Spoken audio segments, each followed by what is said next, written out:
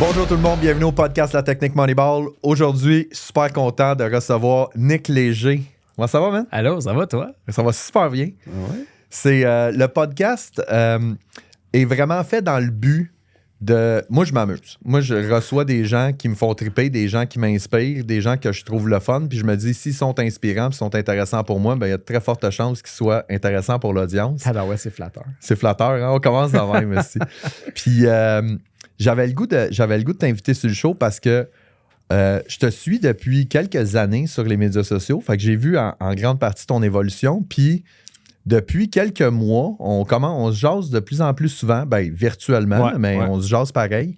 Puis la qualité de nos échanges était vraiment cool parce qu'on a une mentalité qui se rejoint sur plusieurs points. J'ai du chemin à faire pour avoir ta mentalité, je vais t'avouer.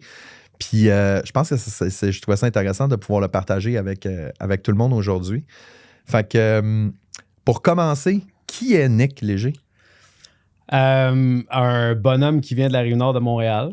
Okay. À la base, fils unique d'un père super cool et d'une mère super cool qui m'ont très bien gâté quand j'étais jeune. J'étais fils unique, puis j'étais quelqu'un qui était, qui manquait pas d'amour puis qui manquait pas de rien. Puis qu'est-ce que j'aime dire de ces choses-là, c'est que c'est quelque chose qui m'a amené à un point que j'ai eu extrêmement de difficulté plus tard dans ma vie parce que j'ai commencé ma vie en ayant un petit peu trop facile les choses sans travailler vraiment fort pour, qu'à un moment donné, je me suis rendu compte que les résultats dans ma vie n'arrivaient pas comme je voulais parce que j'étais rendu dans le vrai monde. Ouais. Puis là, t'es rendu, j'avais mon bench, je travaillais pour Jagermeister, j'étais photographe dans le temps à mon compte, j'ai fait du graphic design, j'ai fait un cours en graphisme, c'est le seul diplôme que j'ai. J'ai fait un cours en photo, puis je partais dans mes affaires, puis ça marchait pas. J'étais bon, je suis talentueux, je suis un artiste à la base, mais ça marchait pas, j'avais pas assez de clients, ça marchait pas, puis je blâmais tout le monde, je blâmais tout, la photo, dans le fond, ça marche pas, le graphisme, le monde n'a pas d'argent, puis c'était tout le temps comme les autres extérieurs, circonstances externes, tout le temps. Je sens que je me rends compte à un moment donné que c'est que toute ma vie, ça a été comme un petit peu trop facile, puis là, quand je suis devenu en face d'adversité, là, tout d'un coup, je fold. Puis là, là, ça marche pas. T'étais pas habitué de dealer avec l'adversité. Vraiment pas. La rejection, tout ce qui est l'adversité, qu'est-ce que ça peut entraîner comme challenge mental, j'étais pas prêt à ça. Puis j'arrête pas de dire je dis toujours à ma mère, ce qui m'a manqué des claques d'en face quand j'étais jeune, c'est t'arrêtes de me dire non, parce que c'était comme trop facile. J'ai l'air d'un petit gars gâté, là.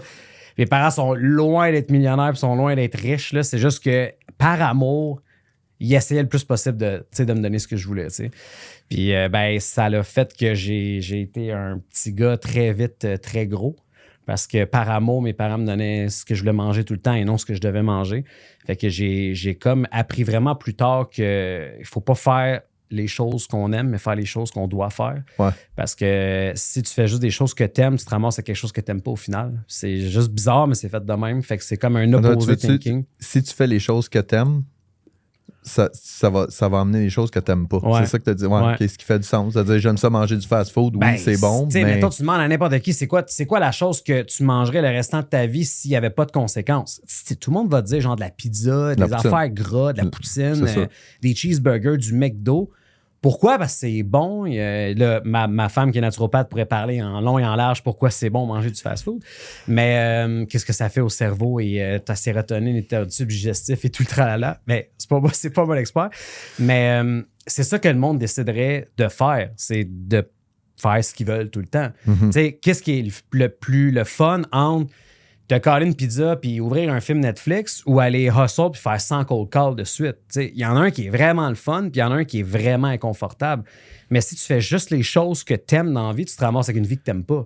Puis moi, physiquement, c'était ça. Mon mindset, c'était ça. La vision que j'avais de moi dans le miroir était exactement ça. Je n'aimais pas le miroir, le reflet, parce que je faisais juste ce qui me tentait. Ben, c'est l'expression choose your hard. Ouais, tu choisissais le chemin facile, mais en choisissant le chemin facile, tu avais le chemin difficile qui arrivait avec, du fait que tu étais en surpoids, puis tes projets ne marchaient pas, puis tout le kit. Puis là, tu blâmes tout le reste parce que dans ta tête, c'est pas ta faute. Parce que reconnaître ses torts, c'est une énorme intelligence émotionnelle. Puis, tu sais, il faut que tu sois en paix avec ton ego. Puis, il faut que tu sois en paix que tu n'as pas la science infuse. Puis que tu n'es pas le maître du monde. Puis que tu n'es pas le meilleur dans tout. Puis c'est correct. Tu as des preuves à faire. Mais il y a quelque chose que je pense que le monde un peu vont à l'envers. C'est toujours focusé sur qu'est-ce que je dois faire demain, qu'est-ce que je dois faire là, qu'est-ce que je peux améliorer, je peux faire plus de ventes, je peux faire plus de. Tu as déjà réfléchi à comment tu penses dans la vie? C'est quoi tu vois? Comment tu vois la vie? Quel genre d'identité que tu as en tant que personne qui crée tes croyances, qui crée tes actions, qui crée comment tu te sens? Tout ça, ça décolle d'une espèce d'entité qui est comme intangible, que tu ne peux pas déterminer, à part if you do the work, puis tu l'écris sur un papier, puis tu commences à réfléchir à je suis qui comme personne et comment je prends mes décisions. Parce que ça a été vraiment un pivot qui a changé complètement le Nick que j'étais à qui je suis aujourd'hui parce que à tous les jours sur Instagram, je me fais dire c'est débile la personne que t'es rendue. Je t'ai connu dans un bar, je t'ai connu chez Jagermeister, je t'ai connu quand tu fais de la photo.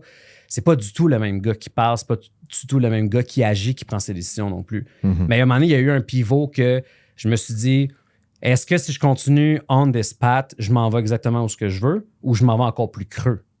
Puis ça, c'est une question qu'il faut se poser. Puis si la question, c'est je m'en vais plus creux, ben dude, tu mets un hard stop, puis tu réfléchis à pourquoi je m'en irai encore plus creux, qu'est-ce qui fait que j'irai encore plus creuser là-dedans. Puis tranquillement, tu construis un petit peu l'identité de la personne que tu es censé pas être dans le trou, que tu es censé aller en haut. Puis cette personne-là, elle fait quoi? Elle mange quoi? Elle porte quoi? Elle écoute quoi comme musique? Qu'est-ce qu'elle fait? Elle ressemble à quoi? Ses journées ressemblent à quoi? Elle pense comment? Elle se tient avec qui? Elle écoute quoi? Elle fait... Tu comprends? C'est comme vraiment créer une espèce de portrait robot de l'ultime version... Je me mélange avec mon anglais, mais l'ultime version de soi qui est au pic. Puis après ça, c'est d'essayer de vibrer sur ces fréquences-là le plus haut possible, puis vibrer le plus constamment possible jusqu'à temps que ça devienne une réalité. C'est ça qu'on en a parlé un moment dans DM, fake it till you make it. Faut tellement que tu y crois que tu peux être cet ultimate motherfucker-là que, assis à tous les jours, tu travailles pour être ce gars-là, puis à un moment donné, you become. Tu sais, tu deviens. J'avais aimé ça parce que c'était la nuance entre fake it until you make it. C'est, fake it until you make it, c'est je vais faire semblant d'être cette personne-là jusqu'à temps que le monde croit que je suis cette personne-là. C'est quasiment ça. Mais fake it until you make it, c'est de dire je vais tellement y croire que ça n'aura pas le choix d'arriver. Ouais, puis on devient ce qu'on croit. C'est carrément, genre, on va pas défier ce qu'on croit. Il y a des croyances qui. Je pense qu'il y a un Mosé qui disait ça, on est prêt à changer toutes nos croyances à part ceux qu'on croit vraiment. Ouais. Puis, tu sais, il y a du monde des fois qui. Ouais, puis à part celles qui nous désavantage. Qui nous rend pas heureux. À un moment donné, finalement, t'es pas prêt à changer, mais il y a des affaires qu'on est comme pas prêt à accepter qu'il faut changer. Puis c'est là que ça fait le plus mal, mais c'est là qu'il y a le plus de croissance. Ouais. C'est là que le monde sont juste pas gagnés. Comment il s'appelle? Jordan Peterson, qui a dit si tu veux savoir c'est quoi ton vrai problème, il dit enferme-toi tout seul dans ta chambre devant le miroir pendant 24 heures. Pas de téléphone, pas de livre, pas rien, puis regarde-toi dans le miroir. Il disait au bout de 24 heures, tu vas en avoir des réponses, inévitablement. Ouais. Mais toi, ce pivot-là, t'as-tu un souvenir de c'est arrivé là? Ça dépend le pivot de quoi. Je dirais le pivot au niveau du mindset puis de la... Puis mettons de la croissance ultime. C'est en 2022, ça fait pas longtemps. J'ai fait un appel avec Andy Elliott, pour ceux qui connaissent Andy Elliott aux States, qui est en train de tout péter dans son brand.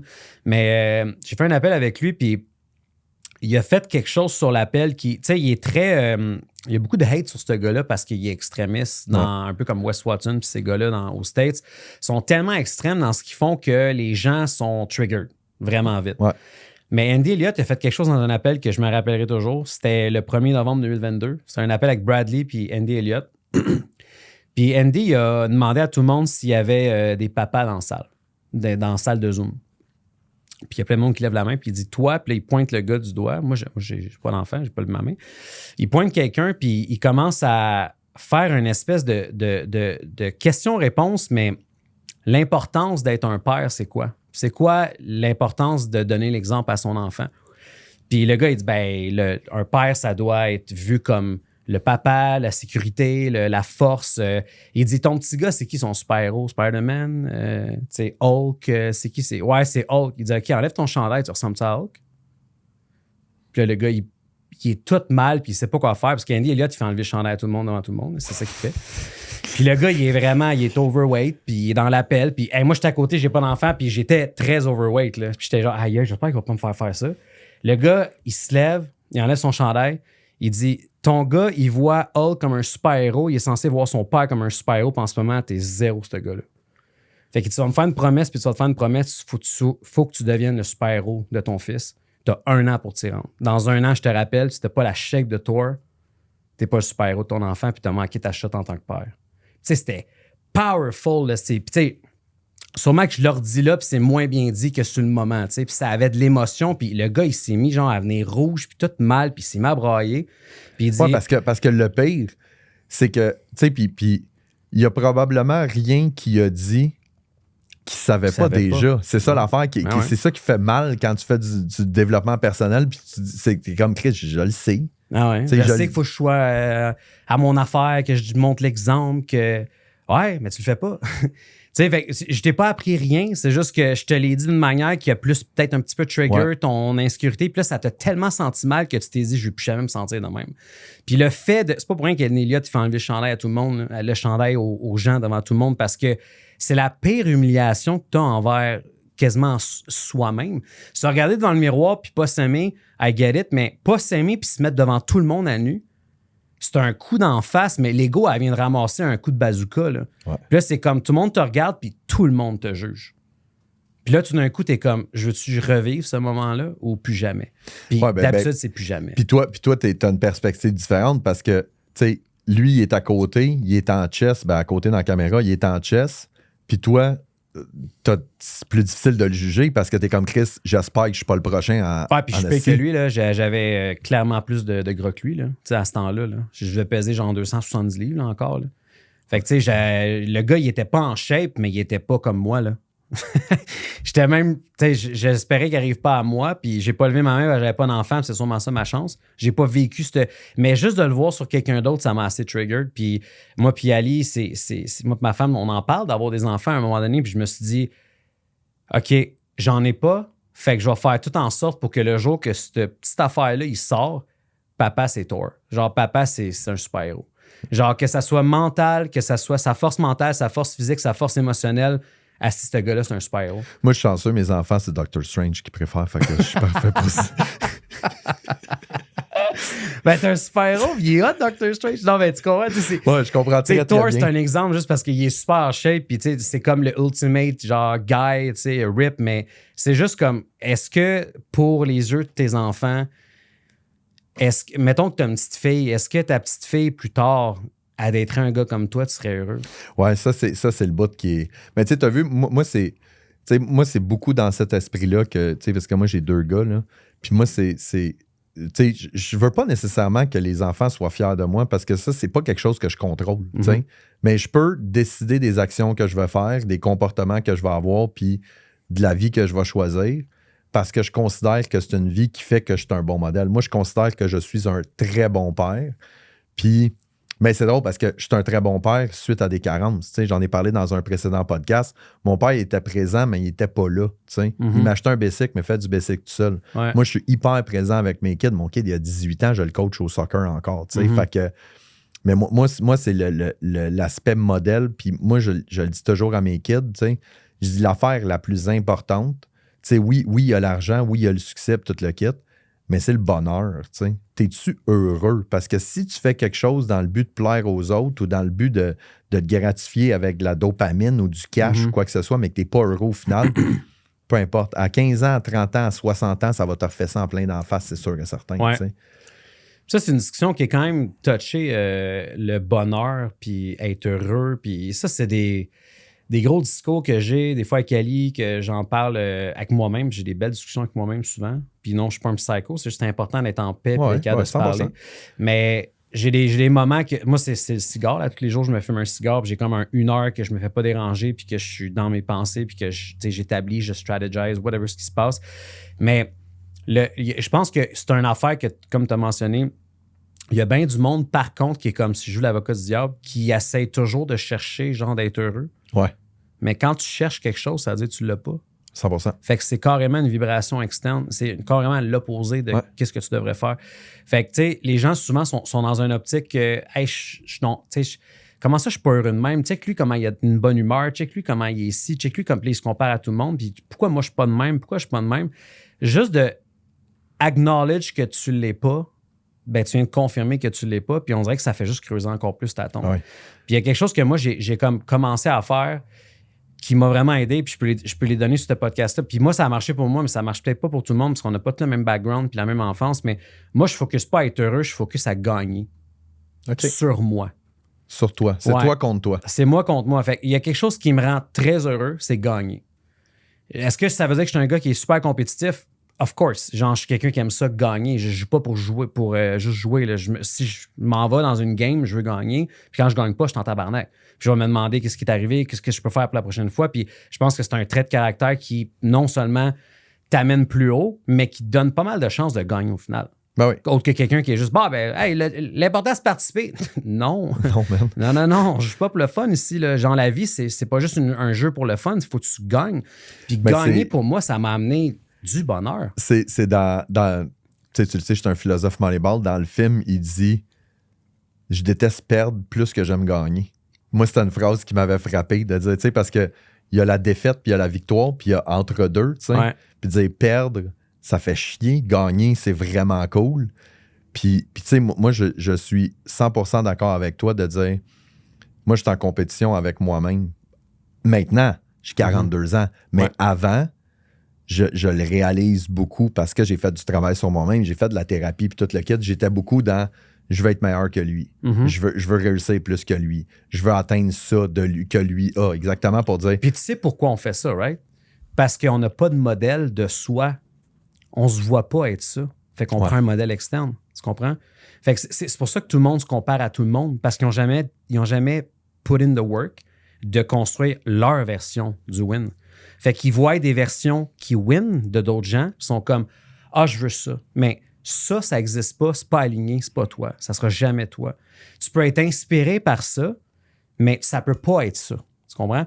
Puis ça, c'est un fuck que je le vois souvent. J'ai des clients, écoute, je parle à tellement de monde dans une semaine. Ce bug-là, c'est une affaire que tout le monde devrait commencer à faire dès demain matin ou dès aujourd'hui. Si tu entends ce podcast-là aujourd'hui, tu vas finir le podcast, tu vas te mettre une note, tu vas écrire « Construire ma future identité ». Puis c'est ça que tu vas faire après le podcast. Là. Genre la chose la plus importante que tu dois faire si tu, dans la vie, penses que c'est important de win puis de devenir à un autre niveau tout le temps puis de level up, tu vas construire la personne que tu rêverais d'être. Et là, ton fake it until you make it fait tout son sens. Ouais, parce que c'est de dire, moi, je m'en vais là. Dans 10 ans, je suis lui. Et là, si je décortique, qu'est-ce que je dois faire, comment je dois penser, puis tout le kit, puis tu t'amènes dans cet état d'esprit-là. Ouais, puis tu sais, comme on disait tantôt, on devient ce qu'on croit. Fait que comment tu peux croire quelque chose si tu le vois pas? Définitif. Ça devient une croyance, la foi, tu sais, comme mettons les gens qui croient en Dieu, les gens qui croient en tout ce qui est spirituel. Ils l'ont-tu vu pour y croire? Non, mais il y a la foi de ça. Mais développer une foi, si t'es pas quelqu'un qui est croyant, c'est un next level. Là. Si t'es pas spirituel, tu n'as jamais travaillé ça. C'est un muscle qui est très haut, très endormi. Là. Mais croire, à tous les jours, toutes les secondes de notre vie, on croit des choses. Fait que c'est un muscle qui est vraiment actif. Il faut juste être conscient qu'on est en train de travailler ce muscle-là, puis on est en train de le faire. Mais si tu mappes pas à quoi ça ressemble, comment tu peux croire que tu peux t'y rendre? Puis après ça, c'est un peu comme un GPS. Tu as bien beau mettre un point de destination, mais si tu sais pas de où tu pars, le chemin, il va se créer comment? C'était... je lisais un livre, je me souviens plus de l'auteur, qui est le 12-week year. Puis il disait le 12-week year. Okay. De dire, tu sais, de faire une année en 12 semaines. Mm-hmm. Fait que tu rapetisses ton mindset de dire... Aller plus vite. Aller plus vite. Puis lui, ce qu'il disait, c'est que il dit, avant de passer d'impossible à possible, il faut que tu passes de impossible à probable. Puis à partir du moment que tu vas juste dans le probable, ben là, tu ouvres une fenêtre. Puis cette fenêtre-là d'opportunité qui peut agrandir avec le temps. Ouais. Parce qu'il dit, tu sais, quelqu'un qui disait, mettons, j'aimerais ça être millionnaire, je veux être millionnaire. Ouais, mais si tu savais comment être millionnaire, tu serais millionnaire. Fait que si tu y vas et tu dis, dans 10 ans, je serai, ben là, tu rentres dans le probable d'une possibilité, puis là, tu commences à ouvrir ton esprit au fait que c'est une possibilité, et là, tu vas voir d'autres opportunités, puis tu vas voir d'autres trucs, tu sais. Mais là, 2022, là, tu veux pas enlever ton T-shirt devant la caméra, t'espères que t'es pas le prochain. Puis là, il se passe quoi pour la suite? Ben, je me suis fait une première promesse. Ça a été la première que j'ai faite au niveau de ma santé. Je me suis promis qu'à tous les jours, j'allais mettre une action envers une meilleure santé. OK. Puis, c'est fou comment ça peut paraître. Ben ouais, ben oui, tu t'es promis une affaire tous les jours. Non, mais écoute, je me suis dit à tous les jours, à travers ma journée, on dort 8 heures, il en reste 16. Dans le 16 heures, il faut qu'il y ait eu une action consciente sur je suis en train de prendre soin de moi. Si je manque une journée, je recommence. Puis c'était vraiment comme. Puis je voulais faire un 1000 jours de suite. Mais là, ça fait 2 ans, t'es pas à 1000. Je suis rendu à 568 ou 569. 569 jours de suite que tu as fait au gym. Au gym. Ouais, j'ai jamais manqué une journée. Solide, félicitations. Ouais, merci. C'est tout un exploit parce que moi, je suis pas là encore. Ouais, c'est. Moi, je suis Doctor Strange. Fait que il y a d'autres pouvoirs. Mais moi, le fitness, c'était ma bête noire. L'alimentation, c'était ma deuxième. Ali, quand elle m'a connu, elle dit c'est débile que la croyance avec la bouffe puis la gym que t'as, c'est genre tu seras jamais en shape, tu n'auras jamais des abs si tu penses de même. J'étais comme, mais je veux pas des abs. J'étais vraiment comme, mon but, c'est pas d'avoir des abs.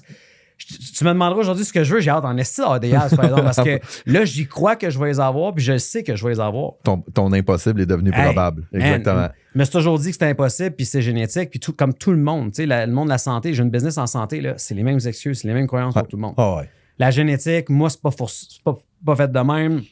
Moi, je peux pas. Ouais, mais moi. Écoute, si. On a des gros os dans la famille. Ouais, si tout le monde faisait exactement ce que je faisais ou que ma femme faisait, tout le monde serait ses abs, au final. C'est juste. Je suis d'accord. Tout le monde serait là. Puis moi j'ai envie de te raconter une petite anecdote. Moi, ma blonde, ça faisait 1 an qu'on était ensemble. Ma blonde, c'est une fan de randonnée. Va en montagne 3, 4, 5 fois semaine. Pendant la première année, j'ai dit, moi, je fais pas de randonnée, oublie ça, je veux rien savoir. Mais tu sais, c'est parce que. Moi, je suis pas de même. Moi, je suis pas de même. Moi, j'ai essayé la randonnée. Ouais. Mais j'étais je restais à la maison, puis je cliquais rien, puis je jouais à Xbox et tout. Puis un moment donné, pour une raison que je ne m'explique pas, c'était le 26 décembre 2022. Là, je m'en souviens en ici. Là. Elle est partie pour aller à la montagne, puis elle m'a dit, je présume que tu viens pas. Puis il s'est passé quelque chose dans ma tête, puis ça a fait, si j'y vais pas là, je vais en perdre. C'est sûr. On va rencontrer un esti beau randonneur. Là, et là, j'ai commencé à y aller. Man, pénible, là. Pénible comme c'est pas possible. Tu sais, en milieu de chemin, je fais comme, OK, je pense que je vais juste me séparer, ça va être plus simple. Tu sais, mais là, tu sais, mal équipé, puis bien évidemment, c'est une progression. Tu sais. Et depuis ce temps-là, c'est 3-4 fois semaine non-stop. Tu sais, moi, j'ai trouvé mon équilibre à moi, puis j'y vais sans elle. Tu sais, je suis rendu que c'est fou, hein? Mais tu sais, c'est juste de sortir d'arrêter de te compter des menteries, puis de te dire, qu'est-ce que tu peux y aller, là? Tu sais, puis moi, je niaise tout le temps avec ça. Quand que je montais la montagne, puis que j'avais de la difficulté et tout, mais tu sais, je croise du monde overweight, là. Ça pèse 300 livres, puis c'est en train de monter en montagne. Le bonhomme, il a 74 ans, puis il est en train... C'est comme... Ta gueule, monte la montagne, femme, ta gueule. Ah ouais, c'est de l'auto-sabotage. On est constamment en train de se négocier pour rester dans le confort. On a un vieux cerveau reptilien, là, genre, c'est pas reptilien, mais tu sais, on a une patente ici qui est basée sur des millions d'années, puis que dans le temps, on était dans les cavernes, puis on avait des tribus, puis on chassait. Là. Mais on n'a pas évolué tant que ça. On est dans un monde plus... Le statu quo est moins dangereux.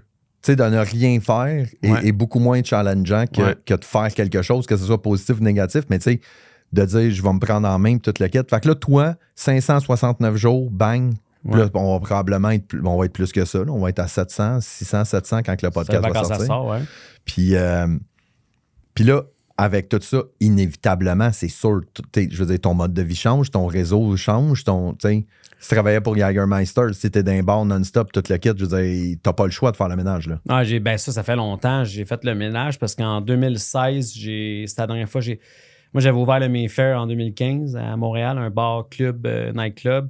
Après ça, j'ai ouvert le Safe House dans le Vieux-Port, puis ça a fermé. Puis en 2016, j'ai mis une croix sur le nightlife. J'ai lâché tout ce qui était business qui a rapport au nightlife. Puis ça, c'était juste pour santé mentale. Je pesais 300 livres. Je buvais un 26 onces de Jäger par soir, puis j'allais manger du McDo tous les soirs. Puis mon alimentation se tournait à Domino's, Tim Hortons, McDo, Domino's, Tim Hortons. C'était ça non-stop. Je me cuisinais jamais rien. Je faisais jamais rien. J'allais jamais au gym. Fait que je suis en train de me tuer dans le fond. Ouais, tranquillement. J'ai trouvé une photo de moi récemment en 2017. Une photo, un shooting que j'avais fait avec un de mes amis DJ, puis je suis mort en dedans. Tu regardes les yeux, tu regardes la couleur, t'es mort, man. J'ai arrêté de boire en février 2019. Okay. J'ai pris une photo de moi la journée que j'ai arrêté de boire. Puis mon visage en tant que tel n'a pas changé. Bon, il y a certaines personnes qui vont dire que ma barbe a blanchi, le mec qui mange la merde. Mais c'est les yeux, man. Ouais. Je regarde mon regard, là, puis t'es comme... Il n'y a pas d'éclat, man, c'est vide. J'aime bien la définition mort en dedans. T'es comme Chris, il n'y a aucune émotion, rien pantoute. Ouais. Il y a même un gars du temps du Nightlife qui m'a écrit, on sait ça sur Instagram depuis longtemps, qui m'a dit, j'ai mis une photo avec ma blonde à Iceland. Puis je me rappelle, il m'a dit, hey, tes yeux sont amoureux, man. T'as jamais eu autant de vitalité. Il dit, c'est fou comment t'es pas le gars que j'ai connu dans les bars dans le temps. Parce que t'es tellement sur une mission, t'es tellement en train de vouloir exploser que tes yeux parlent pour eux-mêmes. T'as un regard avec quelqu'un, tu parles avec quelqu'un, tout le monde est comme asti qui est allumé, cette personne-là. C'est pas quelqu'un qui est endormi, mais dans le temps, pas que j'étais endormi puis j'étais loser, mais je faisais plein d'actions qui me ralentissaient puis qui faisaient en sorte que tout était dur. Fait qu'au final, je me mettais dans le mal, mais je n'étais même pas au courant que c'était moi-même qui se faisait ça. Ben oui. Puis t'as-tu à partir du moment que tu as décidé de changer, là, moi, quand j'ai arrêté de boire, je l'ai vécu, là, c'est confrontant à Chris.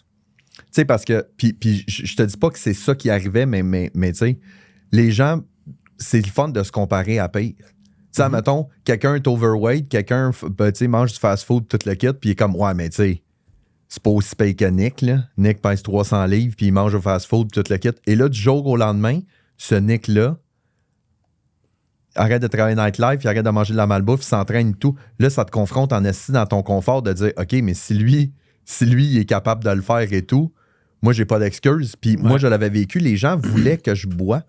Ouais. Parce que... mal. Ouais, parce que je leur reflétais le fait qu'ils n'étaient pas capables de contrôler leur consommation d'alcool. Ouais. Fait que toi, c'est sûr que tu as vécu ça aussi. Ouais, mais je le vois, je reçois des messages à toutes les semaines de ça. Il y a même un gars qui m'a écrit sur la route tantôt qui dit, je sais pas qu'est-ce qui s'est passé, mais il dit juste le fait qu'à tous les jours, tu es au fucking gym, man, je suis rendu au gym. Il dit, t'es un gars, j'aurais jamais pensé qu'il allait devenir en shape. T'étais dans une trajectoire... 300 livres, puis je suis 5 pieds 11, là, j'étais... la misère à m'asseoir dans un chaise de... T'es au Sandbell, t'as la misère à t'asseoir. Si tu vas dans un avion, puis t'es pas bien, parce que dès que tu t'assois, t'es un peu sur l'autre, puis tout est inconfortable. Là. Mais aujourd'hui, j'ai perdu 80 livres, puis je perds à tous les jours. Là. Ça descend, man, ça descend, puis il y a rien de pas naturel. Je fais juste constamment bouger 30 minutes à 60 minutes par jour. Puis c'est ça, puis tu sais, je ramène, parce que moi, aussitôt que tu parles de santé physique, puis de santé, tu sais, moi, ma blonde relate beaucoup. Ma blonde est en train de finir ses études en naturopathie, puis elle a changé. Moi, je mangeais de la malbouffe, là, non-stop, là, tout le temps. Mais moi, j'avais l'avantage que je digère tout. Ouais. Fait que, tu sais, je veux dire, j'étais à 195 livres, je peux manger de la poutine matin, midi, soir, mais ça veut pas dire que j'étais en santé, tu sais. Puis, ce que je trouve fou là-dedans, c'est que la recette pour se prendre en main, elle est tellement, mais tellement fucking simple. Là. Mm-hmm. Mange bien puis bouge. Puis tout le monde le sait, ça. Ouais. Puis ben, tu sais, le monde, il cherche la formule magique, les diètes, les détox. Ouais, mais fais juste bien manger puis bouger, puis ça va bien aller, tu sais. Ouais. Puis là, toi, c'est sûr que certains, tu sais, tu as parlé d'Ali, mais c'est Ali Braggs, là, qui est ta fiancée, femme? Ouais, fiancée, femme. Là, elle fait du coaching, fitness, naturopathie, plan alimentaire. Oui, on a une entreprise de wellness avec des coachs, des thérapeutes. Ali est naturopathe, elle est en train d'étudier dans sa maîtrise pour devenir NDA, qui est comme le level en haut. Puis après ça, il y a doctorat, mais qui n'est pas reconnu au Québec. Mais bon, on va aller chercher un doctorat en Ontario. Mais elle est en train de finir sa maîtrise.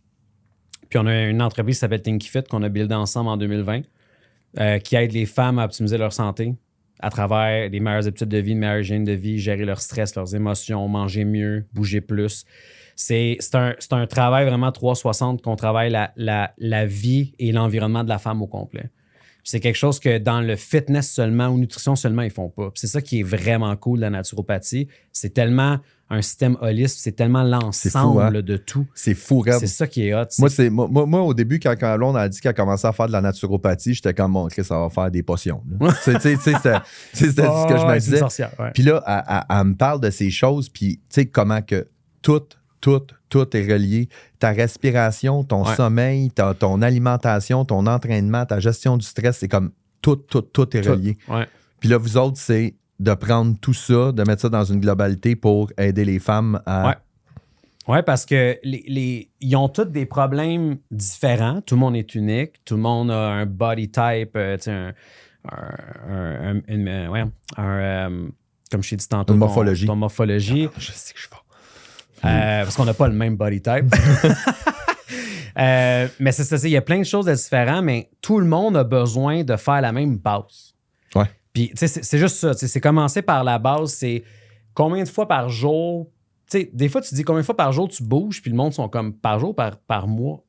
OK, on est dans ce créneau-là. OK, toi, t'as pas bougé depuis. T'es pas allé au gym depuis. Ben, je suis jamais allé au gym. OK. Est-ce que tu sais pourquoi il faudrait que tu ailles au gym? Ben, probablement parce que je brûlerais des calories. Puis tu veux juste savoir son niveau de connaissance, il est où? Son niveau de conscience par rapport à ça, il est où? Puis tu peux pas leur faire des plans cookie cutter à tout le monde, de comme voici ce qui va se passer dans ta vie du jour au lendemain, 24 heures sur 24, voici ton plan. C'est step by step dans un hygiène au complet de vie. Fait que c'est des fois il y a certaines personnes qu'on va travailler les émotions, la santé mentale puis le mindset bien avant ce que tu manges. Mais on va tout de suite leur donner un quick fix en 48 à 72 heures. Déjà là, l'inflammation, ça shrink. Puis la plupart des clients perdent déjà 2, 3, 4 livres là, en 4-5 jours. Juste en ayant des meilleurs comportements. Juste un 3-4 jours à manger consciemment d'autres choses, puis boire un peu plus d'eau, puis mieux dormir. Man, déjà là, ça part bien. Là. Puis là, 2020, vous avez parti ça? Ouais. Puis là, dans le... Moi j'ai trippé, tu sais, j'étais allé à Touloum l'hiver passé, puis j'ai passé devant le Jungle Gym. Ouais. Fait que ça, j'aimerais ça que tu me racontes cette histoire-là de... Ça, on dirait, tu sais, comment il s'appelle... Pocket, l'humoriste, là, tu sais, qui Laurent Pocket. Non, celui qui fait l'histoire du Costco, là. Tu sais, quand il fait on le fait, yep, on dirait que Jungle Gym, c'est ça. Tu sais, tu t'es dit, hey, on va ouvrir un... Ben, ça a l'air de ça, mais il y avait comme un petit peu plus de temps investi là-dedans. Mais Ali, elle voulait, on circle back en 2019, Ali voulait ouvrir son gym. Puis la même affaire que Think Fit, là, elle voulait ouvrir un gym, mais plus une clinique gym qui avait plein d'experts de santé sur le même toit. Parce que dans le monde de la santé, présentement, c'est pas tout le monde qui se passe le dossier, puis c'est compliqué. Puis elle voulait faire quelque chose au privé, que tout le monde se parle, un ostéo, un naturo, fitness, un kin, un chiro à la limite. Mais il y a tout sur le même toit. Puis c'est pré-COVID, 2019. Puis on cherchait Vieux-Port, Griffintown, puis c'était des loyers à 12, 15, 20 000 par mois. Là. Puis là, je voyais un peu le plan d'affaires, puis je me disais... Moi, sérieux, je te donne pas le go de tout ça. Là. Non seulement c'est pas moi qui finance, mais je veux jamais que tu t'embarques là-dedans. C'est quoi ton... Puis Ali est tellement visionnaire, puis elle est tellement drivée, puis en feu. Mais Ali, c'est pas une fille qui est en business toute sa vie. Là. Elle a pas pris ce chemin-là pantoute avant. Fait que moi, j'étais comme le côté business, puis le côté comme qui en a rushé, puis qui a fait quasiment une faillite après le deuxième bar. Puis à ta minute, là, à 20 000 par mois, un loyer. Là, tout un fichier Excel avec des rendements. Ouais, c'est ça, on va calculer des métriques avant que tu signes un contrat. Voyons donc. En plus, les locaux commerciaux, c'est 5, 10, 15 ans, 20. Non, attends. Fait que finalement, ça reste comme ça. On check des locales, mais ça va pas plus loin que ça. Puis, entre-temps, on se fait inviter une semaine en République dominicaine parce qu'on est des influenceurs. Fait qu'il y a quelqu'un qui me DM et qui dit « Hey, toi puis ta femme, je vous invite une semaine dans notre resort. C'est un resort dans la jungle à Samana. Puis, venez passer une semaine, puis tout est payé. Vous avez besoin de payer votre avion pour se rendre. » Fait que là, je demande « Ça te tente de le faire? » Elle dit « Ben ouais. » Puis elle dit « Juste prendre des photos puis des stories, puis ça va être correct. » Fait qu'on part là-bas, puis on découvre El Valle, Samana, en République dominicaine. Puis dans ce temps-là, puis c'est dur des fois de se remettre dans ce mindset-là, mais penser avant pandémie, comment on pensait, comment on était, tu sais. Que tout était possible, qu'on ne savait pas qu'il allait avoir ça, là. Tu sais, il n'y a personne qui avait calé ce shot-là. Fait qu'on s'en va là-bas, puis on tombe en amour avec cette place-là. Puis moi, puis Ali, on avait le rêve de vivre dans le sud l'hiver parce qu'on se disait, un jour, il faut qu'on trouve un moyen de vivre l'hiver au sud. On n'aime pas la neige, on n'aime pas le froid, blablabla.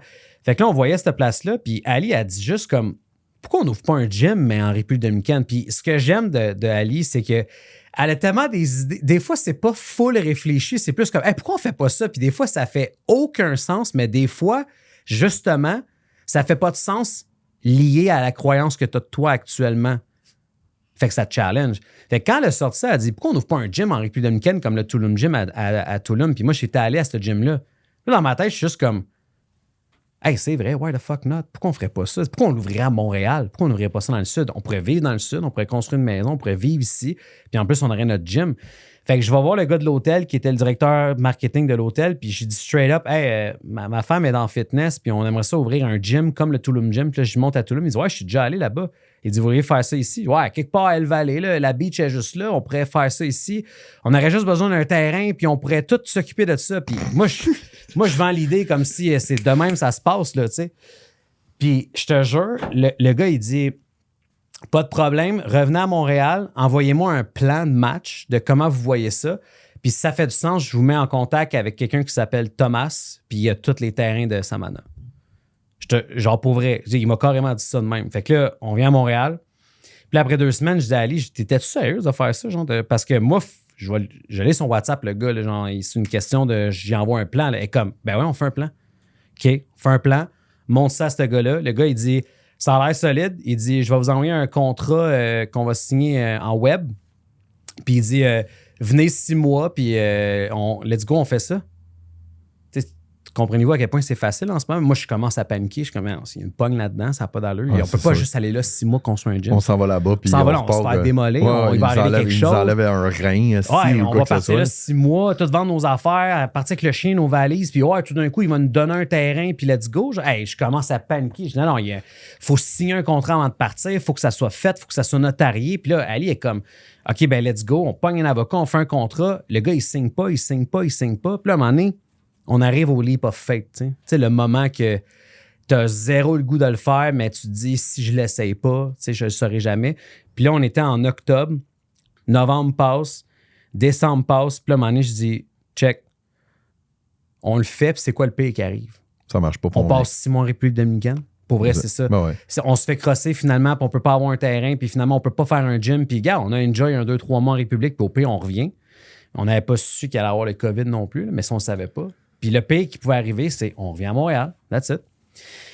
Fait qu'on a pris un vol aller simple, 6 mois en République dominicaine. On est parti avec 11 000 seulement en République dominicaine. On n'avait pas de maison, de Airbnb, d'hôtel, rien. On est parti comme des épais, sans booker rien, parce que le gars, il nous avait dit, on va vous arranger quelque chose dans un de nos hôtels. Je pourrais écrire un livre sur cette expérience de République dominicaine-là. Mais le premier mois, ça a été la chose la plus dure dans ma tête avec Ali puis moi. Là, ça a été le challenge mental le plus tough qu'on a eu ever de notre vie. C'était être dans un environnement que personne ne parle français ou anglais. Construire un gym dans la jungle avec des Dominicains qui comprennent pas ce qu'on veut leur dire.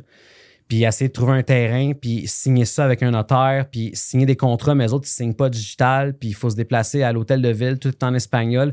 Hey, des estis d'affaires qu'il fallait comprendre, puis tu n'as pas de transport, tu sais pas où tu vis. Mon ordi n'est pas safe parce que j'ai pas de locker sur la porte, fait que je peux me faire voler à tous les jours ma caméra, puis mon ordi, puis mes affaires. Il mouille tout le temps, on n'a pas de char, fait qu'on est mouillé sur la moto, puis hey man, on les accumulait, là, les bad luck, puis les affaires, puis on a resté là 6 mois, puis on l'a fait, le gym, on l'a construit. Malade. Genre, Ali, il y a des soirs, don't get me wrong, il y a des soirs qu'elle braillait, puis elle était comme, pourquoi on fait ça? On retourne à Québec, au Québec, ça n'a pas d'allure qu'on se tape des journées de même, ça n'a pas d'allure ça, ça n'a pas d'allure ça. Puis j'étais comme, mais voyons, si on passe pas à travers ça, on n'aura jamais testé jusqu'où on est capable de le faire, cette affaire-là, tu sais. Mm-hmm. Puis on va venir à Montréal en disant, ouais, mais ça n'a pas marché. Esti, c'est ça que tout le monde dit, que ça n'a pas marché. Nous, ça va marcher. Fait que ta gueule, on reste là, on continue. C'est comme, hey, lâche ça, il n'y a pas de loser talk, là. C'est comme, on le fait. Puis je disais pas de ta gueule à ma femme, on s'entend, mais quand on se parle dans le casque, on n'est pas gêné. J'en doute pas une seconde. Parce que les deux, on est des intenses, puis les deux, on veut le mieux de l'autre. Fait que quand on sent que la personne est plus molle que d'autres, ouais. Si on réaligne ça avec de la force, puis tu reviens à mon niveau, puis tu restes là. Il n'y a pas d'affaire que tu t'en vas en dessous de moi. Là. On se garde toujours au top. Fait qu'il y a des moments que c'est moi qui avais de la misère, des moments que c'est elle qui avait de la misère. Ça a été un 6 mois de fou parce que le COVID est arrivé. On pouvait plus revenir au Québec. Fait que là, il y avait there's no turning back. On peut même pas revenir. Les aéroports étaient fermés. Ce qui est quasiment une bonne nouvelle. Là. C'était quasiment Parce que t'es là, t'es comme Chris, on peut pas revenir. C'est ça, fait qu'on a pas le choix. Ouais. Mais là, la construction était ralentie parce qu'il y avait le COVID là-bas. Puis là, le monde, il fallait qu'ils mettent des masques. Ça faisait 48 degrés Celsius. Puis en tout cas, c'est juste cette affaire qui se passait là-bas. Ils n'ont pas géré le COVID comme ici. On s'entend, c'était différent. Mais ce qui a donné naissance aussi, entre-temps, à Tinky Fit, parce que rendu là-bas, il fallait faire de l'argent, il fallait vivre. Ouais. Non seulement on n'avait pas de loyer à payer puis des affaires, mais il fallait quand même manger puis faire nos affaires. Puis avant qu'on parte, j'avais dit à Ali, il faut qu'on trouve un moyen en ligne de la République dominicaine de faire de l'argent. Puis moi, je faisais du marketing depuis longtemps en ligne. Fait que je me suis dit, garde, au lieu de vendre ton temps comme one-on-one dans un gym, on va vendre une expérience puis un résultat. Tu sais, comme le high ticket, comme les grosses business de consulting. On te vend que tu vas faire X par mois, on te vend que tu vas perdre X de poids en 30 jours. Puis on va vendre une promesse puis on va starter ça. Puis c'est ça qu'on a fait à distance.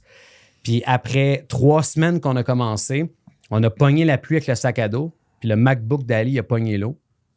Il n'y a pas d'Apple Store en République dominicaine. Tout est fermé à cause du COVID. On avait un MacBook à 2 pour lancer ce business-là. Puis le premier mois, on a fait 30 000. Puis on avait un laptop. Puis l'Internet, il était 2 mégabits seconde dans l'Airbnb.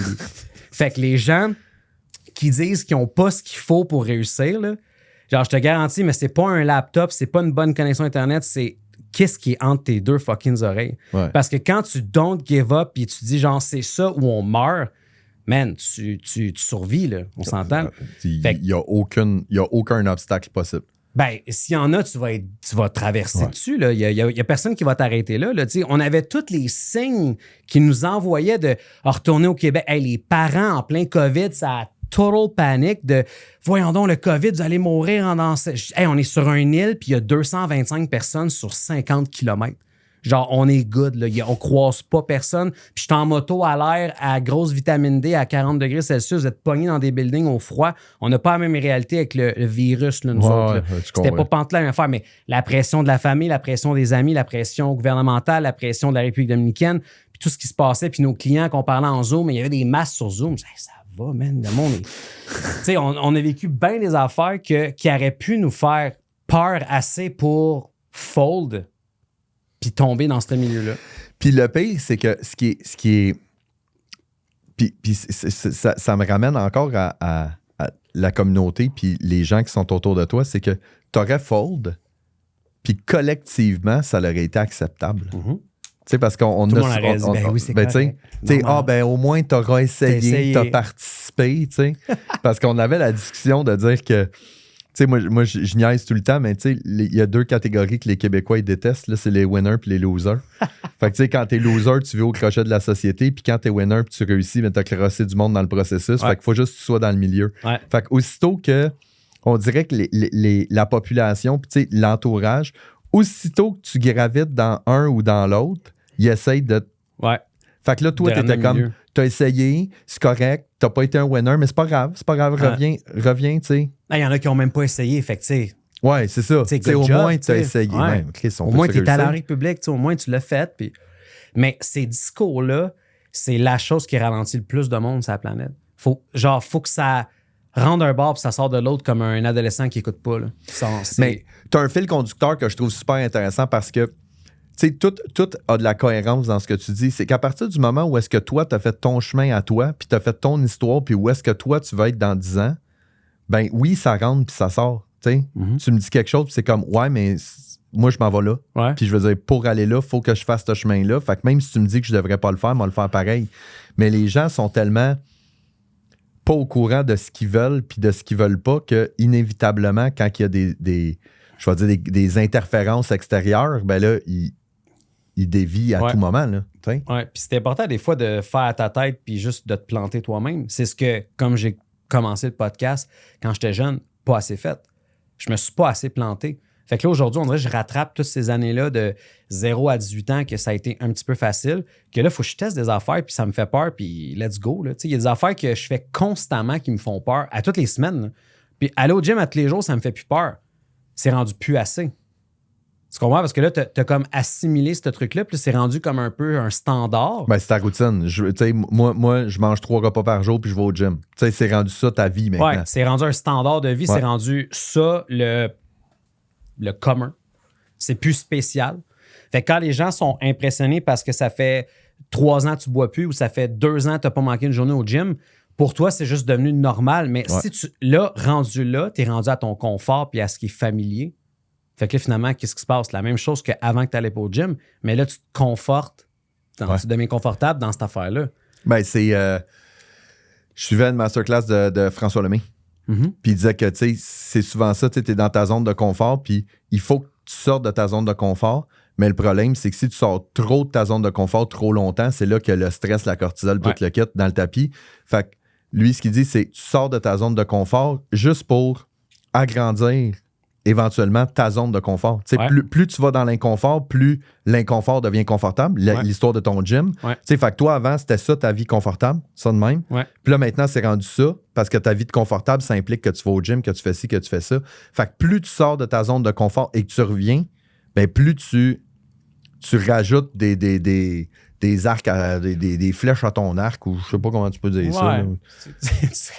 Tu rajoutes un seuil de tolérance, en fait, d'être familier avec je trouvais que mon segment était vraiment beau, puis là, j'ai fini ça avec des flèches puis un arc. Puis, et Doctor Strange, il n'y a pas de flèches. non, c'est Hawkeye, ça. Ouais. Hawkeye, on va s'entendre, c'est quand même le plus haut de la gang parce qu'il n'y a aucun super pouvoir. C'est juste trop skill. Il est juste trop skill. Ouais. Fin de la parenthèse de Marvel, d'ailleurs. Chose Marvel. Okay. Mais ouais, c'est ça. Non, t'as raison. Puis tu sais, à un moment donné, quand tu seek discomfort, ben c'est que t'es toujours à la recherche de faire quelque chose qui te rend inconfortable. Puis ça, c'est flyer un peu quand tu dis ça à quelqu'un qui n'a jamais comme travaillé sur lui-même. Mais tu sais, il y a des moments que, à la base, à tous les jours, on est en compétition avec soi-même, dans notre tête. On a une auto-négociation, puis on peut soit win ou fail. Puis c'est nous qui décidons. Puis moi, à chaque fois que je me vois partir dans un pattern, parce que moi, j'ai 36 ans, puis j'ai été 30 ans, on va dire 32 ans, à pas prendre des bonnes décisions. Pour ma santé, pour mon mindset. Fait que ça fait juste comme 4 ans que je prends soin de moi, pour vrai. Mental, émotionnel, physiquement. Fait que 4 ans sur 32, tu es la majorité ou la minorité? Plus que la minorité. Là, c'est ça. Fait que j'ai un gros levier qui est de l'autre bord dans le balancier. Là. J'ai quelque chose qui est ultra pesant, qui est 32 ans de vie, de pattern. Puis on sait que de 0 à 7, ça t'a pas mal crafté la personne que t'es. Puis après ça, de 7 à 14, a crafté les habitudes puis les croyances. Si tu suis toutes ces affaires-là de comment l'enfant a été créé puis son cerveau, avec en neurosciences, ben ça fait qu'aujourd'hui, on est le résultat de pas mal ce qu'on a accumulé le premier 14 ans. Puis après ça, c'est de la c'est renforcer ce qu'on croit puis builder cette identité-là. Fait que ça fait juste 4 ans que je suis conscient de toutes ces shit-là sur 32. Fait que dans ma tête, je suis loin d'être parfait. Puis à tous les jours, à toutes les secondes de ma vie, il y a cette vieille version de moi qui parle. Puis elle est tout le temps là. Puis elle va me dire des affaires genre « Ouais, c'est cool que tu vas au gym, mais tu sais, aujourd'hui, on pourrait juste faire 20 minutes. » là. Tu comprends? Elle change la voix. Avant, c'était comme « Ah, faut qu'on ira au gym. » Là, c'est on va y aller, là, je comprends, tu veux faire ton coup là, sur Instagram, mais genre, on peut-tu juste y aller 20 minutes, on est fatigué. Là. Genre, on a mal dormi, puis on a 6 journées demain, puis là, genre, juste 20 minutes. Au pire, fais juste t'étirer. Tu comprends? Ouais. Et là, la voix, elle parle pas le même langage, elle parle pas pareil, mais c'est la même. Faut juste que tu sois fucking aware que cette personne-là, cette façon-là de te parler. Andy Frisella, il en parle, le bitch voice puis le boss voice. Là. Le bitch voice, là, il te parle, mon gars, pour te séduire à tout faire ce qu'il faut pas que tu fasses. Ouais. Puis t'as le boss qui parle pas fort en bas, que t'es comme pas capable de l'entendre, mais c'est lui, il faut t'écouter. Mais si tu portes jamais l'oreille, tu l'entendras jamais. Fait que tu fais juste vivre avec l'autre, puis finalement, ta vie, c'est de la merde. Tu comprends? Fait que là, aujourd'hui, c'est juste d'apprécier que ta zone de confort assez agrandie, puis maintenant, il accepte le bitch voice que tu vas au gym à tous les jours parce que tu lui as dit que c'est toi qui as le contrôle, mais il essaie quand même de te dire toujours c'est toi aujourd'hui. Fais juste t'étirer.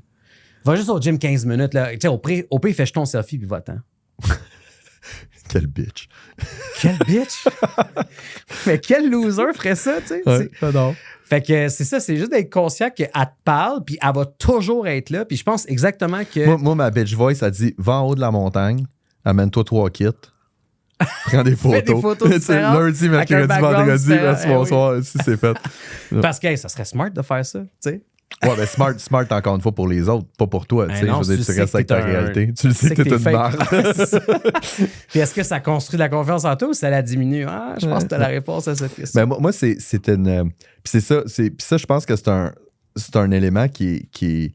j'avais une discussion avec ma blonde par rapport à ça, puis c'était quelque chose que j'ai trouvé vraiment puissant, c'est de dire, tu sais, les gens ils disent qu'ils ont une parole, tu sais. Tu sais, j'ai une parole, je respecte ma parole. Quand je prends un engagement, je le respecte, tout le kit.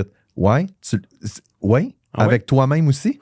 Parce que c'est comme, ouais, mais avec moi, c'est pas grave. Tu sais, je disais que j'allais au gym aujourd'hui, mais finalement, j'irai pas. Fait que moi, je me considère comme un gars très intègre, mais avec moi-même, je suis un peu un trou de cul. Tu sais, de dire, ah ouais, j'avais dit, mais là, il fait chaud, tu sais, fait qu'on ira demain, puis tout le kit. Moi, tu sais, même chose, là, moi, je veux dire, j'ai jamais fait d'exercice physique jusqu'à 37-38. Fait que moi, j'ai 38 ans de bagage de est-ce qu'on est bien sur son divan. Ouais. Puis là, tu sais, le bitch voice est bitch mégaphone, tu sais, elle me parle solide, tu sais. Fait que, mais tu sais, c'est de dire, est-ce que je respecte mes engagements avec moi-même? C'est step one. Si je respecte pas mes engagements avec moi-même, oublie tout le reste. Puis c'est tellement facile à réfléchir quand tu penses aux autres. Tu sais, mettons, pourquoi tu as confiance envers ta femme dans la vie? Parce qu'elle t'a prouvé que tu pouvais avoir confiance en elle. Elle respecte ses engagements. Comment elle a prouvé ça? Exact, c'est le même chemin. Comment elle t'a prouvé ça? Tu fais confiance à ta femme, qu'elle ne te trompera jamais, elle est loyale, elle est bonne, elle est ci, elle est ça. Écoute, cette fille-là, j'ai hands down la confiance absolue. OK, comment ça? Ben, parce que, tu sais, elle fait ci, elle fait ça. Il va tout nommer ce qui crée la confiance de quelqu'un. Puis après ça, tu te dis, OK, pourquoi tu fais pas ça pour toi? Puis il est là, tu sais, c'est pour ça que j'ai pas confiance en moi. Mais oui, c'est la même chose. Enlève ton t-shirt à ce temps. Ouais, enlève ton t-shirt, regarde-toi dans le miroir, affronte la réalité. Mais c'est le même concept. Si j'ai pas confiance en toi, Marco, c'est parce que tu as fait, dit, agi quelque chose qui m'a enlevé de la confiance. Cool. C'est ça que les gens se font à soi-même. Puis pour vrai, si tu penses que tu n'es pas la chose la plus importante pour toi, you got it wrong. C'est genre, oui, ma femme. Enfin, il n'aura que toi. Là. Ben, genre, oui, tes enfants, ta femme, c'est plus important. Non, pour vrai, non. T'es la chose la plus importante pour toi. En second lieu, c'est la famille, c'est les gens que t'aimes, puis tout ça. Mais en premier, il faut que tu t'aimes, il faut que tu sois 100%. En paix avec toi-même. Sinon, tu seeks ce manque-là dans les autres, puis tu deviens codépendant de vivre avec des autres tout le temps, puis de. Tout est dans les autres pour te compléter. Hey, c'est un esti de problème, ça. Là. C'est dangereux. C'est un défi constant. Là. Ben oui, puis si la personne, elle abuse, puis après ça, le monde rentre dans des relations toxiques après, puis ça sort plus de là. Parce qu'ils sont juste pas en paix avec soi-même en partant. Comme je disais tantôt, je me parle à moi-même quand je fume un cigare.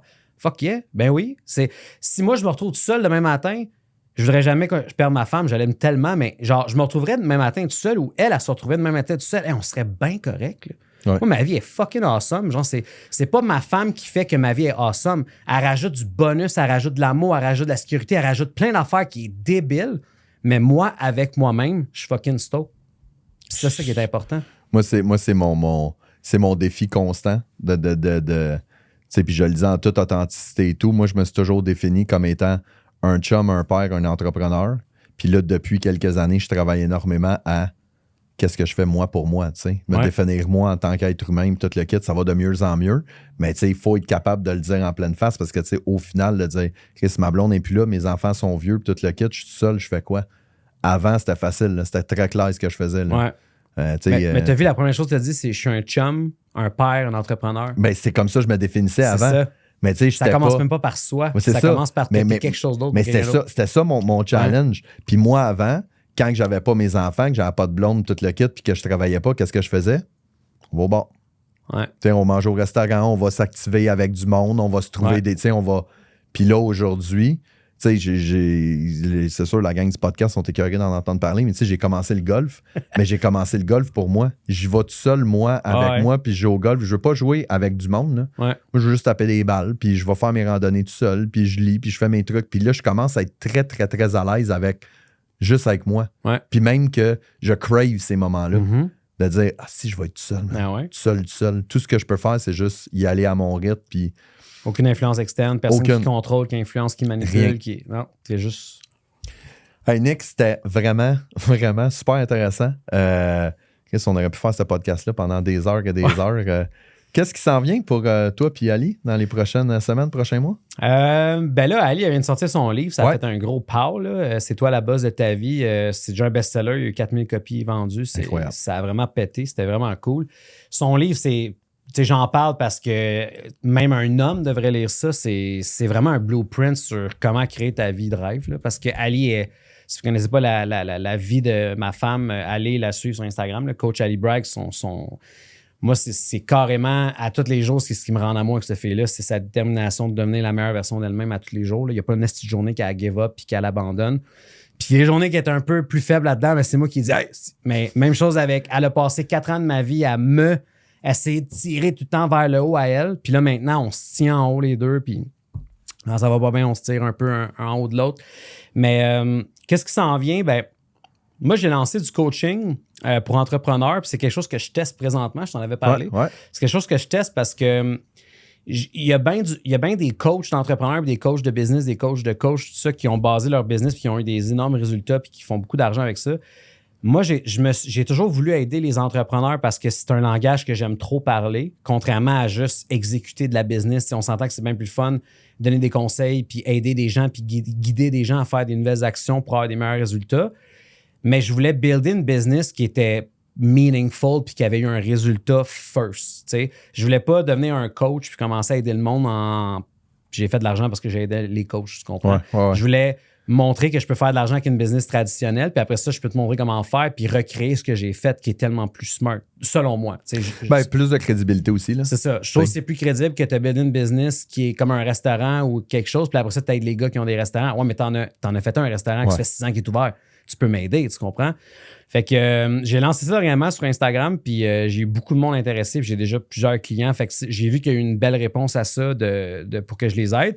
Mais il y a bien du monde qui me demande beaucoup des conseils sur juste le dev perso, genre le mindset, puis comment donner une meilleure version de soi-même. Parce que même les entrepreneurs que je coach présentement dans leur business, les deux derniers appels que j'ai faits avec les 2 personnes, on a parlé de perspective, genre pendant 1 heure. Puis à la fin, ça a été genre, tabarnak, j'avais jamais vu ça de même. Asti, je viens de... Wow! Puis là, ils sont tous dans le aïe, j'avais tellement pas catch. Puis là, ça raccroche, puis ça m'envoie des voice memos. Puis Nick, tabarnak, c'est débile, man. J'ai jamais vu ça de même. Chris, c'est tellement simple. Puis juste des fois, d'aligner la vision de la personne avec où est-ce qu'elle s'en va. Tabarnak, c'est powerful. Puis souvent, t'es trop pogné, t'es tunnel vision de même avec des. T'es comme un cheval avec ses affaires de même, tu vois rien d'autre. Puis là, tu engages quelqu'un ou tu as juste quelqu'un qui est un peu smart, qui vient te voir puis qui vient checker comme à 35 000 pieds de genre, qu'est-ce qui se passe dans ta vie? Ça flague tout, man, tu les vois toutes parce que c'est un œil externe. Moi, j'ai des coachs qui voient ma vie externe, puis moi, maintenant, je le fais pour les autres. C'est un cycle de même, c'est cyclique, puis ça fait que tout le monde est en train de s'entraider à devenir des meilleures personnes, puis ça, c'est une mission que j'ai depuis forever avec ma femme. Fait que là, je le fais juste différemment pour d'autres genres de personnes. Malade. Merci d'être venu sur le show, mec. Ça fait plaisir, cool. Marco. Très, très cool. Fait que, c'était tout. C'était énormément de stock. Il y a énormément de valeur. Merci beaucoup tout le monde. C'était Marco pour la technique Moneyball.